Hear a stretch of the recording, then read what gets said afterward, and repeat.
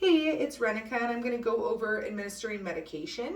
To start, you're going to want to make sure you have a consent form from the parent or guardian that has the child's name, the medication, the dose of the medication, when they're supposed to take the medication, when they start the medication and stop the medication, how they take the medication, if it is oral, if it's their eyes, their ears, nose, or so on.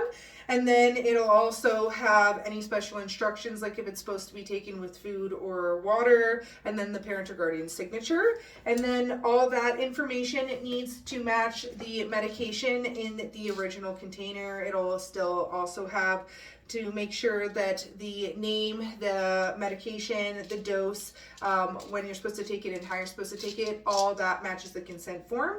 And then you want to make sure that that also matches the medication administration record, and that will be a piece of documentation with dates and times and signatures showing who has administered medication to that child, the child's name, the medication, and the dose. And then you can confirm that they have not received this medication yet today.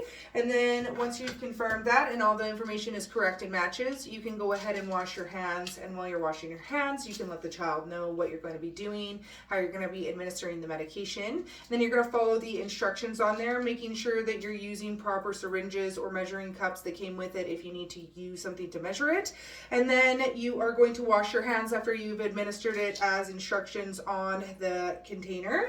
And then you're going to sign and date with the time on the medication administration record to show that you have administered the medication. And then you're going to make sure that the medication is locked away and stored away from children and never leave it unattended at any time. And that is how you administer medication to a child. Thanks for watching.